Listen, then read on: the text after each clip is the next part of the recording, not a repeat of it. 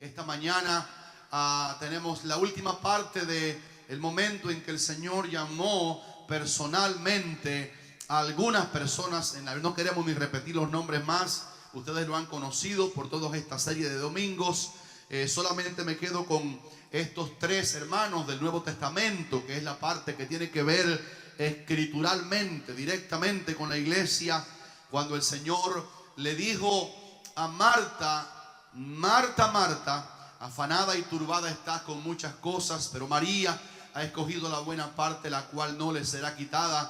Y hablando de nosotros como iglesia, esa porción de la Biblia, cuando el Señor llama a Marta por su nombre dos veces, es la célula bíblica que nos expresa en manera gloriosa, manifiesta y clara lo que debe ser la iglesia. Una iglesia que sirve al Señor, una iglesia que oye la voz del Señor, una iglesia que oyendo la voz del Señor aprende a servir más efectivamente al Señor, y una iglesia compuesta por hermanos sencillos, humildes, pero que tienen un testimonio como tenía el hermano de Marta, un hombre que sabía que había estado muerto, pero el Señor le dio vida. Y esa es un retrato maravilloso de la iglesia. La iglesia debe vivir para servir a Cristo. La iglesia debe vivir para oír la palabra de Cristo. La iglesia debe existir para contar un testimonio que el mundo pueda saber que nuestro Redentor tiene poder para vivificar lo que está muerto. Y ese es el hogar de Marta y María, y esa es la palabra de Marta, Marta y Lázaro sentado a la mesa, en la comunión que hace falta tener una vez que un milagro de resurrección espiritual se ha hecho en nuestra vida. Nosotros que estamos aquí esta mañana estábamos tan muertos como Lázaro, pero Cristo nos dio vida eterna a través de su sangre vertida en el Calvario. Luego hablamos de Simón, el llamado del Señor a Pedro para que tuviera las dos llaves del reino de los cielos, que la Biblia después reveló que Pedro usó. A ti te daré las llaves del reino de los cielos. Y ese mensaje de Simón está hablando, entre otras cosas, de la metamorfosis que el Señor hace en una persona a la cual Él salva. Lo toma en bruto, porque cuando lo llamó Simón no era fácil, pero era peor que nosotros. Pero Cristo lo tomó en sus brazos de amor, en el ministerio, en la palabra, y lo llevó a ser el gran apóstol Pedro, el hombre usado para ser pescador. Y dijimos que el mismo oficio que tenía en el mar de Galilea se lo dieron, lo llamaron de pescador de peces para ser pescador de hombres. Pedro no fue el gran teólogo del Nuevo Testamento, aunque escribió dos epístolas, pero su llamado fue abrir la puerta con la primera llave a los judíos el día de Pentecostés. Como 3,000 peces, hablando figuradamente, entraron en las redes que Pedro allí tiró acerca de Cristo. Y luego en Hechos capítulo 10, en casa de Cornelio, otra vez Pedro pesca, otra vez usa la segunda llave del reino, esto es para los gentiles. Y mientras predicaba un sencillo mensaje acerca de la persona de Cristo, milagrosamente y sorpresivamente para Pedro y para los judíos que le acompañaron, el Espíritu Santo cayó sobre todos los que oían su discurso de 1 minuto. Y el Señor interrumpe el discurso de Pedro y el Señor se derramó sobre gentiles. Y eso creó la maravilla de que el tabernáculo caído de David, donde habían gentiles y judíos, fue reparado. Y ese fue el llamado de Simón, un hombre llamado a pescar, a abrir la puerta, a brindar. De hecho fue el primer intérprete allá en Pentecostés, primer intérprete de lo que pasó en el Calvario. Hasta que Pedro abrió la boca en Pentecostés, ningún apóstol había explicado qué pasó en la cruz. Lo habían visto al Señor ya resucitado, pero no sabían la teología de lo que pasó. Y Pedro, con una revelación maravillosa que le dio el Espíritu Santo cuando lo bautizó allá en Pentecostés, explicó que aquel a quien los judíos mataron como si fuera un blasfemo, pero no lo era, aquel el Padre lo hizo Señor y Cristo. Alábele si puede en esta mañana, ¿verdad? Ese es Simón. Y luego estudiamos la última parte de esta serie, el llamamiento del Señor a Saulo de Tarso. ¿Cuál es el apellido? no es el apellido, es de donde es oriundo este hombre, Saulo de Tarso, una ciudad de Cilicia que pertenecía a Roma, como estudiamos el domingo pasado. Y el Señor llama a este hombre, la séptima persona, 6 hombres y una mujer, a quien el Señor llamó por su nombre 2 veces en la Biblia. Y obviamente en la Biblia el número 7 es el número que tiene que ver con las perfecciones de Dios, con aquello que Dios completa, con aquello que Dios termina. Hay una palabra que dice Filipenses 1:6, gloriosa. De hecho, el que comenzó en vosotros la buena obra la perfeccionará hasta el día de Jesucristo. El hecho de que sean 7 personas que el Señor le llamó a ellos 2 veces por su propio nombre, está hablando de que a cada uno le dio una función específica. Y hoy queremos terminar esta parte hablando de lo que Dios hizo cuando llamó a este perseguidor de la iglesia, un hombre que estaba sinceramente equivocado, y lo llamó para cotejar su vida, para hacerlo a él una persona tan eminente y tan necesaria en el reino de Dios. Dijimos también que igual que le pasó a Pedro, que el oficio que tenía en lo físico se lo cambiaron por lo espiritual, el mismo oficio, a Pablo le pasó igual. La Biblia revela que el apóstol Pablo era constructor de tiendas, de oficio natural, de oficio humano, y ese recurso que él tenía para saber hacer tiendas fue el que el Señor usó para hacerlo a él el perito arquitecto de la fe del evangelio para los gentiles. Nadie construyó como Pablo después de Cristo para darnos las directrices de cómo tiene que vivir la iglesia gentil, que había tanto prejuicio, como ustedes saben, amados, desde el punto de vista judío. Miraban a los gentiles como que la puerta de la fe estaba cerrada siempre que siguieran siendo gentiles. Y la exigencia ignorante de los primeros hermanos judíos, porque no veían qué pasaba, era que los gentiles, para ser salvos, tenían que prácticamente hacerse judíos. Y le estaban exigiendo la circuncisión a los varones, y estaban exigiéndole que guardaran los ritos de la ley de Moisés. Pero el Señor llamó a este judío de padres hebreos, ciudadano romano, y lo ayudó a él en una manera tremenda. Hay una palabra que, hablando de Saulo, para qué lo llamaron y la utilidad que él tenía, era como Pablo siempre expresaba: no soy yo, sino la gracia de Dios conmigo. Una de las cosas que aprendemos en el llamamiento de Saulo es que la excelencia del poder es de Dios y no de los hombres. Cada vez que el Señor usa a alguien, la tendencia humana es dañar la persona a quien Dios usa, ultra felicitándolo. Y la Biblia dice que reconozcamos a los que trabajan en el Señor y a los que presiden en el Señor. Pero la gente comienza a ovacionar y a dar un poco de glorificación al vaso.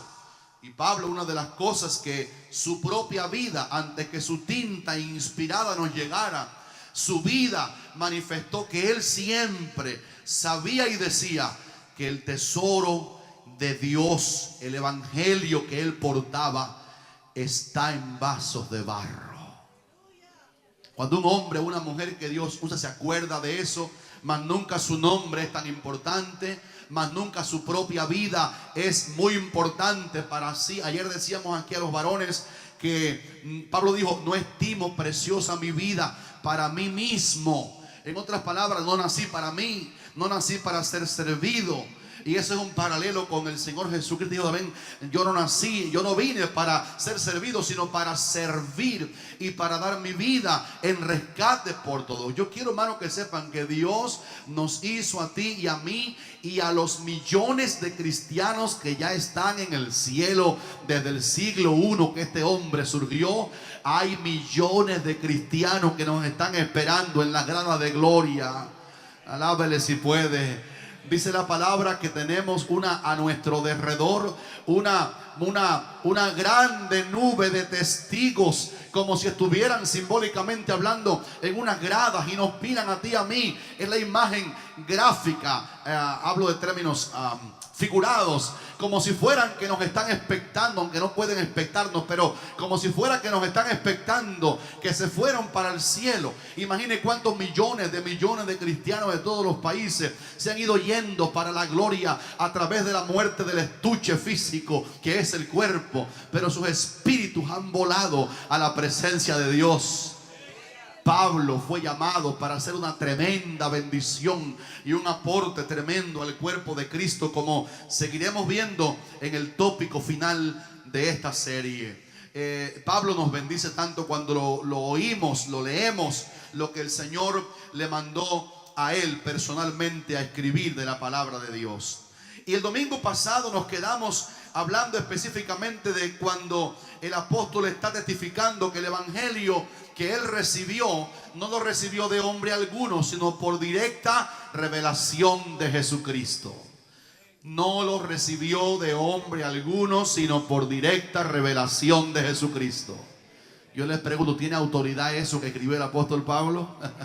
Dígame nada más si usted tiene autoridad lo que escribió Pablo. Cuando dice el Señor Jesús personalmente me lo reveló y lo escribió. Ahora, tenemos que tener cuidado al adaptar eso a nuestra fe. Esa revelación que le dio directamente Cristo a Saulo. Fíjense que él fue el último de la serie de 7 personas a quien Dios soberanamente y únicamente a ellos lo llamó por su nombre. Nadie después de Apocalipsis capítulo 22 puede decir que a él le dieron ahora una revelación nueva y que se la dio directamente Cristo después que el canon, después que lo que Dios mandó a escribir en su palabra se cerró en Apocalipsis capítulo 22. Nadie puede tener una revelación más grande que lo que está escrito aquí. Esta palabra está completa. Esta palabra está sellada. Esta palabra es singular. Yo pensé que iban a decir un amén que se rompa el techo. Esta palabra es única. Esta palabra es la única Biblia inspirada que hay. Se estaba todavía escribiendo el canon. Lo que era la regla de Dios para el mundo en su palabra escrita. Y Dios usa a este hombre y él dice: en mi aporte a la palabra inspirada, lo que quiere decir, en mi aporte al Nuevo Testamento, la doctrina que el Señor le entregó a Saulo para esgrimir, para enseñar verbalmente a la gente que tuviera el privilegio de conocerlo físicamente, y de lo que él escribió, que gracias a la preservación del Espíritu de Dios, estas escrituras intactas nos han llegado a nosotros por la misericordia del Señor. Lo que él escribió es una revelación directa que el propio Cristo le dio al apóstol Pablo, y la revelación que le dio fue singular y fue mayor que la de los otros apóstoles de Jesucristo. Entonces, ese es el llamado de Saulo. Su llamamiento es tan importante. Él llegó a ser ese constructor que nos ayudó con sus epístolas a saber cómo está edificada. Y déjeme decirle más, nos ayuda hoy a entender cómo tenemos que seguir sobre edificando la iglesia del Señor. Fíjese que todavía está en edificación el edificio. Dígame si es verdad o no. La iglesia no está terminada de edificar. Doctrinalmente sí, pero obviamente lo bonito de la iglesia es que allá afuera todavía hay millones que en el mundo entero son inconversos, pero mañana van a ser de Jesucristo. Y tenemos que tomar el fundamento que este hombre nos dio cuando lo llamaron Saulo. Y cada vez que alguien acepta al Señor, traerlo como una piedra del edificio, que todavía siguen surgiendo iglesias, siguen surgiendo cristianos por todas partes del mundo, lavados con la misma sangre que Dios lavó a Saulo cuando lo llamó camino a Damasco. Entonces es tremendo que estamos en un edificio en construcción hasta la venida del Señor, cuando los santos terminarán su jornada de gracia en la tierra y de predicación. Pero tenemos que decir gracias al Señor que cada día se están convirtiendo muchas almas a Cristo Jesús, el Rey de toda la gloria. Han llegado testimonios maravillosos del mundo musulmano sobre la sobreedificación de la iglesia, que el apóstol dijo: yo como perito arquitecto puse el fundamento, pero cada uno mire cómo sobreedifica. Actualmente hay musulmanos que lo están matando porque el Señor Jesús se les ha revelado personalmente y les está hablando de que Él es el Mesías, de que Él es el que vino del cielo a salvar. Y tenemos muchos hermanos nuestros musulmanos que se están yendo para el cielo porque los están matando y estarán con nosotros en la cena de las bodas del Cordero. Yo prometo que por la gracia de Dios te voy a ver en la cena de las bodas del Cordero. Allá aquel día conoceremos a los millones de millones que han basado su fe en el Cristo que el apóstol Pablo fue llamado a ponerlo como el fundamento de esta bendita casa que es la iglesia de Jesucristo. Este día, sin abundar mucho más en lo otro, quiero terminar hablando un poquito sobre el otro oficio, los otros oficios que el Señor tenía para Saulo cuando 2 veces lo comisiona, lo llama, lo salva, lo redime, le quita la ceguera física y también la espiritual. Por ejemplo, él llegó a ser el hombre que tuvo una revelación grande, total, acerca de la suficiente gracia que brota de la obra del Calvario. Hay tanta gente todavía que están guardando el sábado y el sábado es un día bueno, pero es igual que el lunes. Hay tanta gente todavía que están guardando la ley de Moisés a ver si con eso ayudan a la salvación de su vida. Hay todavía gente a los cuales tenemos que evangelizarlos, que están haciendo algo para que a través de eso el Señor lo lleve al cielo. Y ahí están los peores en tantas tinieblas que todavía caminan de rodillas y se pelan las rodillas y el cuerpo y sangran a ver si con el sacrificio personal ellos le muestran a Dios qué humillados están y cómo el Señor debe salvarlos por alguna obra de látigo o por alguna obra de humillación que hagan. Pero a Pablo se les reveló que la gracia que brotó del Calvario es suficiente para que todo aquel que en Él cree nada más no se pierda, mas tenga vida eterna. ¿Se puede dar un amén de los que han creído en Él para vida eterna en esta mañana? Diga un amén de verdad. Yo he creído y la fe en Jesucristo abre la llave de la gracia de Dios. Esa revelación de solo fe, arrepentimiento y fe y arrepentimiento, y obtengo la salvación de mi alma. El Señor se la entregó a Pablo aún para la iglesia judía, porque al principio la iglesia judía pensaba que aunque Cristo murió por los pecados y aunque su sangre quita el pecado del mundo, ellos pensaban que además de que los pecados fueron limpiados, había que guardar la ley, que la gracia de Cristo no quitaba la ley. Pero ustedes saben que a Pablo se le reveló tanto la suficiencia de la gracia verdadera de Cristo, que él, el apóstol último de ese grupo, de esos momentos, el último que se le apareció personalmente a Cristo a él como apóstol, él tuvo que ir en privado a los que eran columnas, a los que eran considerados como los principales de la iglesia, judíos. Y dice que se reunió con ellos, con los hermanos principales, con los principales apóstoles ya salvados, ya padres apostólicos de la iglesia judía. Y Pablo, siendo un judío y el último que tuvo esta revelación grande de la gracia de Cristo en la cruz, él tuvo que explicarle a los ministros judíos que ni los judíos tenían que seguir guardando la ley, sino que solamente la fe en Jesucristo les otorgaba todo el derecho de la vida eterna. Alabe al Señor por el apóstol Pablo. Diga, alabe al Señor por el apóstol, no a Pablo, pero alabe al Señor por el apóstol Pablo. Padre, gracias por el apóstol Pablo. Qué revelación tan grande. Y esto causó una cisma, causó una cima entre la iglesia, hasta que el Espíritu Santo se metió en el concilio de Jerusalén. Y los hermanos se dieron cuenta que lo que Pablo les había expuesto en privado hacía un tiempo atrás era la verdad. Y que ni judíos ni gentiles necesitaban hacer ninguna obra para satisfacer la justicia del Padre, del juez de los cielos, sino que lo que Cristo pagó en la cruz, y solamente eso, había saciado la justicia del Padre de las luces. ¿Cuántos dicen aleluya? Pagó el Señor Jesús todos tus pecados en la cruz del Calvario. Canceló el Señor toda tu deuda y también la mía en la cruz del Calvario.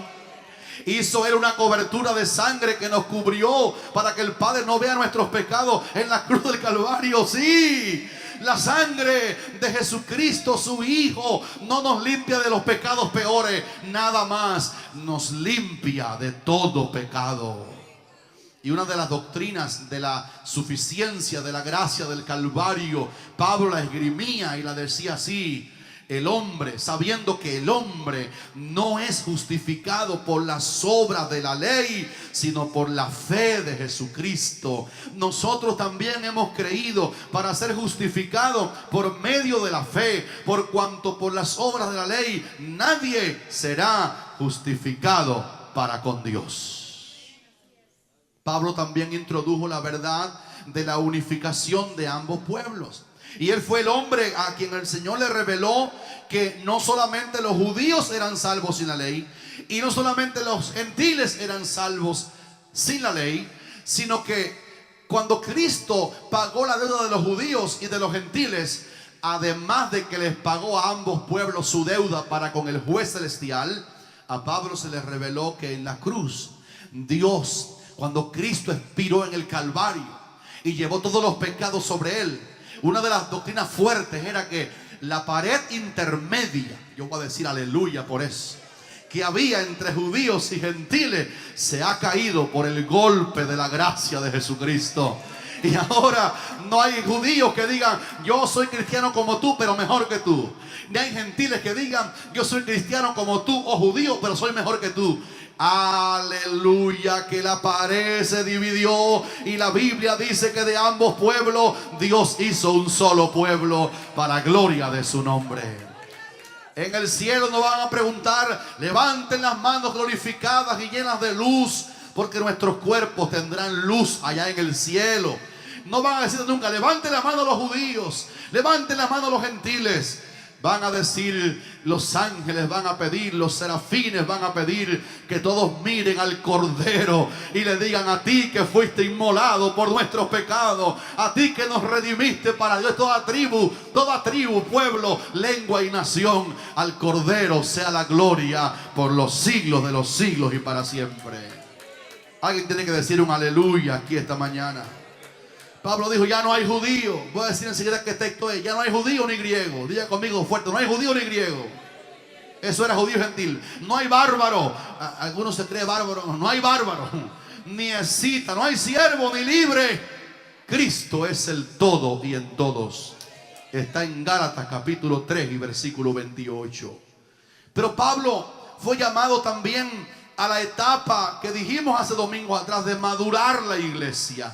Y aquí me quedé cuando dije que este domingo veríamos que Pablo fue el gran corrector, diga conmigo, el corrector de lo deficiente en los ministros y en la iglesia. Y déjeme decirle, hermano, yo alabo al Señor que ya usted se dio cuenta que está en una iglesia imperfecta. Si usted todavía no ha descubierto ningún defecto aquí, yo quiero avisarle que aquí va a encontrar un montón de defectos. Porque nosotros estamos en el proceso de la santificación. Queremos ser como Cristo. Escuche lo que dijo este hombre sobre eso. Dijo: yo, hermano, no pretendo todavía haberlo ya alcanzado. Escuche, y cuando dijo eso, ya había ido al tercer cielo. ¿Quién dice aleluya? Ya había oído palabras inefables que al hombre no le es dado explicarla. O sea, él quiso hablar lo que oyó y no había traducción a lo que Pablo había oído allá. Ese hombre no sabe si fue en el cuerpo o fuera de él, pero sí sabe que fue al paraíso, al tercer cielo, y oyó palabras inefables, o sea, preciosísimas y difíciles de traducir, que dijo: no pude, no hay traducción. Pero cuando él vio toda aquella gloria y tuvo personalmente 3 veces el privilegio triple de ver 3 veces personalmente a Cristo, después que tuvo toda esa gloria, todavía el apóstol Pablo decía: yo mismo no pretendo haberlo ya alcanzado. En otras palabras, y esto lo voy a decir aquí entre paréntesis, yo quiero animarles en el nombre del Señor, en el nombre del cual estamos hablando para servicio de esta palabra, servicio a los santos, que aprendamos a amortiguar en la iglesia, aprendamos a ser maduros en la iglesia. Los carros, los mecánicos, la ingeniería de la mecánica, saben que un carro 0 millas, new packet, nuevo de paquete, si no le pones amortiguadores, las carreteras los hacen pedazos. Pero antes que se rompa el carro, se rompe la columna del chofer y de los que van en el carro. Y la ingeniería sabe que los carros caminan por caminos a veces. Ayer tuve que yo meterme en un terraplén, porque eso queda donde dieron 3 gritos y nadie lo escuchó. Y estaba dando brinco aquel carro mío, y lleno de fango, en un lugar tremendo, y patinando. Y la gente sabe que hay que ponerle amortiguadores para que sea menos fuerte el golpe de los rigurosos, de los rugosos del camino. Y en la iglesia, cuando uno va madurando, aprende a tener amortiguadores, simbólicamente hablando. Hay gente que puede entender eso aquí, porque nosotros no estamos ya en la perfección. Vas a encontrar a veces alguna persona que sin querer te ofendió. Eso es lo normal del cuerpo de Cristo. Vas a ver a veces que el trato que uno cree merecer no lo va a recibir plenamente. Pero ya aprendí a madurar y aprendí que yo soy un imperfecto. Y entonces mi hermano también es un imperfecto, pero que Dios nos va a ayudar a irnos perfeccionando para la gloria de Jesucristo. Pablo aprendió eso y lo enseñó. Yo no pretendo haberlo alcanzado. Y él fue el hombre que dijo estas palabras dentro de los versículos grandes que dijo el apóstol Pablo. Yo anoté, pero no tengo tiempo ya hoy decirle, y después se los voy a copiar aunque sea una pizarra aquí, las grandes declaraciones de Pablo. Y esta es una. Él dijo: pero aunque no lo tengo todavía todo, esto es lo que hago. Escuche, hermano, para aprender esto. Yo también quiero aprenderlo hoy. Dice: este es lo que voy a hacer. Olvidando ciertamente lo que me queda atrás, metiendo a lo que está delante. Tenemos. Yo me predico yo porque yo soy un pobre en espíritu aquí también, que me hace falta oír esto y aprenderlo. No estoy a nivel todavía aquí. Quiero ser discípulo siempre del gran maestro de Galilea. ¿Cuántos dicen amén? Tenemos que cancelar el pasado. No traer el pasado para acá, porque el pasado, si es bueno, ya no nos sirve, se quedó atrás. Y si es malo, es peor recordarlo. Dice: yo me olvido, dijo el apóstol Saulo, de lo que queda atrás, y me tiendo a lo que está delante, a ver si logro asir aquello para lo cual fui también asido por Cristo Jesús. Él fue el hombre que nos enseñó que Cristo Jesús es el que nos ha asido. ¿Sabe por qué estamos aquí esta mañana? Porque Cristo Jesús nos ha asido. Dice: pero Él nos ha asido para algo. Dice: yo quiero por fin lograr aquello para lo cual Cristo me ha tomado. A ver si logro llegar. Y dice: lo que tracé como meta es no trabajar con el día de ayer, porque adelante hay cosas tremendas que Dios te va a dar. Déjame apuntarlo para que digan, aunque sea un amén ahí en ese banco rojo. Dígame, a las cosas que el Señor te va a dar no están ayer, están mañana. Aleluya. Alguien tiene que recibirlo proféticamente aquí. Aleluya. Las cosas que el Señor va a hacer contigo ya no pertenecen al día sábado. No traigas el pasado para acá, porque ya no sirve. No está aquí. Aunque la mente lo recuerde, ya se fue. Esa hoja se arrancó. Esta es una revelación que tuvo Saulo. Hay que proyectarse al mañana, porque no hay una edad límite. Todavía a la edad que tengamos, Cristo tiene planes tremendos con nosotros. Fíjense que Él fue el gran corrector de la iglesia. Y esto es lo que quise, hermano, decir ahorita. Amortigüe, sea maduro. Cuando alguna cosa no esté correcta, amortigüe, sea maduro. Aprenda a vivir con los imperfectos. Y fíjense que Él corrigió al apóstol Pedro. ¿Quién se acuerda la autoridad de Pablo para corregir a Pedro y a Bernabé? Los dos eran antes que Saulo. Los dos estaban primeros que Pablo. Pero un día el nuevo, el más joven entre ellos, el último, el Saulo, el apóstol Pablo, encontró como Dios nos puede encontrar a los pastores cometiendo algún error. Y Pablo encontró a Bernabé y a Pedro jugando un poquito con eso que se llama hipocresía. Y lo que pasaba era muy sencillo. Ellos dos estaban con los gentiles allí en Antioquía, de Siria y comían con los hermanos no judíos, siendo ellos dos judíos. Pero eso lo compartían por un tiempo. Pero dice la palabra de cuando unos hermanos de la iglesia madre de Jerusalén, que eran judíos, vinieron a Antioquía, y Pedro y Bernabé se vieron ante los líderes de la iglesia judía madre, dejaron de codearse con los hermanos gentiles que se estaban codeando y ahí comiendo con ellos, y lo estaban haciendo bien. Estaban codeándose bien, porque a quién mejor que a Pedro el Señor le mostró que los gentiles eran parte del proyecto de Dios. Él fue el primero que abrió la llave en casa de Cornelio. Y cuando Pablo supo eso, dice la Biblia que cara a cara, face to face, frente a frente, le dijo a Pedro: si tú siendo judío vives como los gentiles, no como judíos, ¿por qué enseñas a los judíos ahora a judaizar? Y dice que los reprendió y dijo Pablo que ambos, Bernabé y Pedro, eran de condenar. Miren la autoridad de este hombre, hermano. La autoridad que pesaba en aquel llamamiento celestial directo de 2 veces el nombre de él. ¿Qué autoridad pesaba? Regañar o exhortar, que es el término correcto bíblico. Yo quiero preguntar, ¿cuántos hermanos somos tan maduros ya que alguien nos pueda exhortar con amor? Pablo practicaba. Y ustedes lea a Saulo, lee lo que él escribió sobre el compañerismo de la fe. Y él dice: exhortaos los unos a los otros. Y cada palabra, escuche esto, hermano, esto es una meta de los predicadores. Cada palabra profética, por ejemplo, esta mañana yo estoy dando aquí profecía, estoy profetizando lo que dice la palabra de Dios. Cada palabra de Dios que se entrega tiene que tener exhortación, edificación, pero al final tiene que tener consolación. Yo he conocido predicadores que le arrancan el cabello a la gente, que los invitan a irse, después les parten la cabeza con una hacha. He conocido predicadores que hieren a las ovejitas, que son los hermanos que están ahí luchando por la obra. Pero cuando tengamos que exhortar, es bueno que la iglesia madure tanto que diga: hoy el mensaje me exhortó, pero yo soy una oveja del Señor. Pero Dios me exhortó, pero me edificó. Porque la exhortación hecha con amor no es para destrucción, sino para edificación. Dígame si lo reciben esta mañana.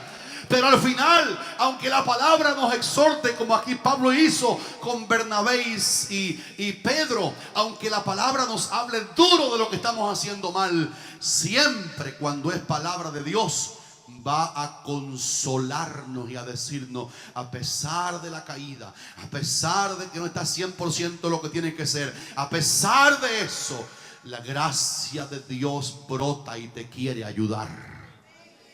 Exhorte, pero anime y consuele, y diga: el Señor te quiere levantar. Déjeme decirle que yo he tenido el testimonio frente a mí de predicadores que su enfoque siempre es una palabra de corte, una palabra de herida, una palabra dirigida a alguien.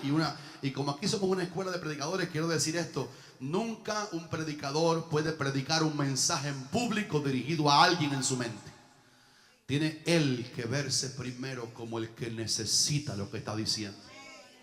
Es la meta de cada predicador, hablarse tan alto, aunque sea una hora antes de pararse aquí, el mensaje que va a predicar, porque por lo menos yo necesito lo que estoy predicando esta mañana.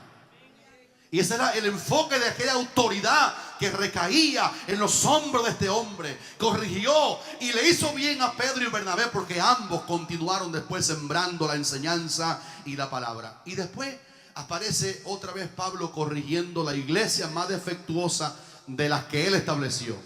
La Odisea no pertenecía en ese rango de Apocalipsis, no. Pero la iglesia más torcida de la que él fundó, la famosa iglesia de los dones, eran unos pentecostales todo desordenados. Lindos hermanos, cuando fundamos esta iglesia, el Señor la fundó y nos puso a servir a los santos. Entendimos por la gracia del Señor que el Señor tiene que ayudarnos a balancear el mover del Espíritu Santo con la prudencia y la sabiduría. Hay iglesias que rompen las sillas cuando se llenan del Espíritu, rompen los búcaros, empujan al hermano, se rajan la cabeza con una silla. con mucho respeto y temor, tengo que saber si el que está haciendo eso de verdad es el Espíritu Santo. Porque el Espíritu Santo es puro orden. Alguien va a decir aleluya. Y esto lo voy a decir como parte de la edificación esta mañana que el Señor nos da a través de este gran hombre, el apóstol Pablo, el regalo a la iglesia. Ninguna manifestación del Espíritu, por poderosa que sea en nuestra vida, nos saca de nuestro juicio cabal. En el espiritismo sí. El diablo mete a la gente en los famosos trances, que no es otra cosa que demonios que se meten en la gente y hacen una barrabasada terrible y golpean como los borrachos que pierden la prudencia y la vergüenza. Pero aunque el Señor, y este fue un balance que le tocó a Pablo, a Saulo, mire qué llamado este hombre, corregir una iglesia rica en los dones. ¿Era rica la iglesia de Corinto en los dones? Dígame sí o no. Dice la palabra que no le faltaba ningún don a la iglesia. Pero ellos tenían unos desórdenes. Se acusaban los hermanos de la fe ante los tribunales. Y había unos glotones, que ya no nacen gente así, que dice la Biblia que comían primero ellos y los hermanos que se quedaran sin comida. Eso fue en el siglo I. Y eran unos murmuradores. Hablaban por las espaldas como niños. Pablo dijo, ustedes son unos niños, tuvo que corregirlo. Ustedes son niños en Cristo. Y en 1 Corintios 10, en la corrección apostólica que pesaba en este hombre ese deber, le dijo, ni murmuren como Israel murmuró y perecieron por las serpientes. Y les enseñó a la iglesia que nuestra lengua no tiene permiso del Espíritu de Dios para hablar contra un hermano a sus espaldas, porque eso es un pecado igual que la fornicación y se llama un pecado de muerte. Gloria a Dios que Dios sanó Monte de Sion hace años de eso. Y la gente que entra aquí sabe que aquí nos queremos. Y si tenemos que decirnos algo con todo cuidado y respeto, lo hacemos con amor de frente. Pero que nuestra lengua no se puede mover para hablar con otro hermano, de otro hermano en ausencia, en crítica. Si es para alabanza, sí. Pero si es para criticarlo, no, porque eso es un pecado. Y Pablo lo tuvo por revelación y corrigió estos defectos en la iglesia. Y después mandó a un jovencito amigo de él, hijo de él, espiritual, y lo mandó a una ciudad llamada Creta. Y la Biblia dice que los cretenses eran unos chismosos. Y la Biblia dice que los cretenses eran malas bestias. ¿Verdad que ya no hacen gente así? Y este Pablo, con la autoridad que pesaba, se atrevió a mandar a un discípulo de él llamado Tito. Y en el primer capítulo de Tito, por allá, creo que por el capítulo, versículo 5, no sé, el primer capítulo de Tito le dijo, yo te puse en Creta, oiga Tito, te puse ahí para que corrigieses lo deficiente. Mire qué autoridad apostólica pesaba en Pablo, corregir lo deficiente, a través de un ministro joven que puso allí. Porque él tenía la autoridad de Dios para corregir lo que estaba mal. Yo quiero, hermano, decirle públicamente, con toda humildad, agradezco al Señor cuando yo era un jovencito, la gente que me corrigió mis muchos errores. Tengo la honra de vivir, lo digo delante del Señor, frente a mi hermano Manei, que está aquí, que es un pastor mucho más grande que yo en el Señor. Y él me corrige a veces cosas que yo digo mal. Por ejemplo, dice, tú hablas muchos temas a la vez.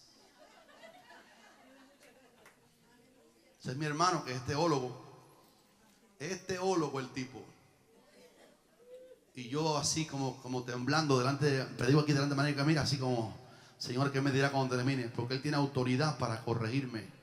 Cuando yo fui a conocer a esta joven que está por allí, el suegro mío, que me tenía tremendo odio porque iba a quitar su única hija, me oyó predicar la primera vez. Yo era un joven así, muy espiritual, no tenía carne casi, y prediqué un mensaje delante de él.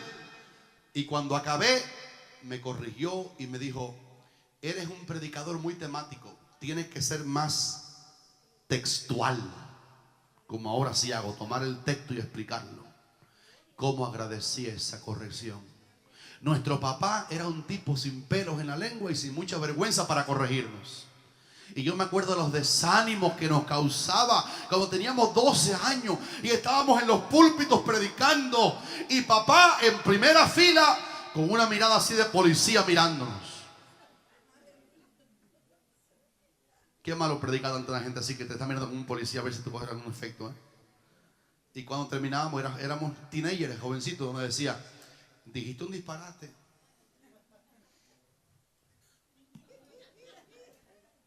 Y yo decía, más nunca predico. Menos mal que Dios se burló de mí. Pero los que te aman son los que te corrigen. Los padres que aman son los que disciplinan, dice la Biblia. Los que te halagan nada más no te van a hacer ninguna ayuda, están aplaudiendo tu nivel. Pero los que te pueden corregir, como el peso que había en el apóstol Pablo, ellos son los que nos ayudan a llegar a la medida de lo que Dios quiere que seamos nosotros. Alguien tiene que decir aleluya aquí esta mañana. Y voy a terminar porque prudentemente miro mi reloj. Es una enseñanza que mi padre nos dio. Sean prudentes en la hora. Y quiero acabar con esto. Escuchen aquí. La unión de las dos grandes preguntas que le hizo Saulo a Cristo. Saulo le hizo dos preguntas y Cristo una. Cuando Cristo se encontró con Saulo mientras iba camino a Damasco a perseguir la iglesia, el Señor le hizo una pregunta. ¿Por qué me persigue? Fue la pregunta de Cristo a Saulo. Pero Saulo le hizo dos preguntas al Señor. La primera: ¿quién eres, Señor? Lo quería conocer. Habrá algunos que lo quieren conocer. Yo quiero que oren por mí ustedes. Yo necesito que oren por mí, porque yo quiero conocerlo más. ¿Cuántos van a orar por mí que yo pueda conocer más a él? Yo quiero que lo hagan. Que el Señor me ayude a conocerlo más. Y después que le preguntó, ¿quién eres, Señor? Saulo a Cristo le hizo la segunda pregunta una vez que la primera tuvo respuesta. Preguntó Saulo, ¿quién eres, Señor? Y el Señor se la respondió, yo soy Jesús a quien tú persigues. Y ahora, cuando él supo quién era el que lo encontró, lo iluminó, lo derribó, lo dejó ciego físicamente y lo mandó a Damasco, la otra pregunta fue de Saulo a Cristo, ¿qué quieres que yo haga? ¿Cuántos de ustedes, lindos hermanos, creen que esas son dos preguntas grandes en el Nuevo Testamento? Cuando usted ve a una persona que no quiere servir al Señor en nada, bíblicamente hablando, esté seguro que esa persona no conoce a Jesús. El que conoce al Señor, ¿quién eres? Y le responden, la pregunta consecutiva es, ¿en qué te puedo servir? ¿Qué quieres que yo haga? Te me revelaste, eres mi Salvador, eres mi Señor, eres mi abogado, eres mi intercesor, eres mi sumo sacerdote, eres el Cristo que vives en mí por tu Espíritu, eres mi acompañante, eres mi pastor, eres mi puerta, eres mi camino, eres mi verdad, eres mi vida. Ahora que te conozco, dime cómo puedo ayudar tu reino. Ahora dime cómo puedo vivir para ti. ¿Qué quieres que yo haga? Es la pregunta de una persona que de verdad ha tenido un encuentro personal con Cristo. Permíteme ayudar tu ministerio, tu obra. ¿En qué te puedo servir? Y esto lo dejo aquí esta mañana para que te goces, hermano. Si eres del Señor, y yo sé que sí lo eres, lo voy a decir por fe en el nombre del Señor, vas a comenzar a sentir dentro de ti un hambre por servir a Dios en algo. Somos tan pequeños, permíteme ser repetitivo muchas veces en esto. Somos tan pequeños que vivir para nosotros nos ahoga. Él quiere que le preguntemos, Señor, ¿en qué te puedo servir? A lo mejor yo no canto, pero yo puedo orar y bendecir y llamar por teléfono, confortar a alguien. El que es del Señor trabaja para el Señor, sirve al Señor, vive la vida para el Señor. Y yo quiero que en esta mañana sepamos que el apóstol Pablo nos habló de este cuerpo se va envejeciendo, pero dentro uno se va rejuveneciendo. Y él fue el que dijo que si este tabernáculo se deshace, este cuerpo que es polvo se va un día. Él fue el que dijo, tenemos de Dios un tabernáculo, una casa no hecha de manos, eterna en los cielos. Y él fue el que dijo, yo preferiría ya irme con Cristo, ya. Dijo, porque eso es muchísimo mejor. ¿Qué clase de convicción sobre el cielo tiene el apóstol Pablo? Así que él fue allá y dijo, yo sé que estar allá es mejor. Y fue el hombre que habló que no hay aguijón en la muerte ya. Y fue el hombre que dijo, la muerte fue sorbida por la resurrección de Cristo. Alábele si puede. Él fue el que habló de la esperanza bendita del cielo. El que más habló de eso, de que esta tierra es pasajera, que somos peregrinos aquí y que vamos para allá, que nuestra herencia es allá, que la ciudad es allá, que el trono es allá. Y en esta mañana, basado en esa revelación y basado, amados, en esa verdad, nos vamos a poner de pie juntos en la presencia de Dios.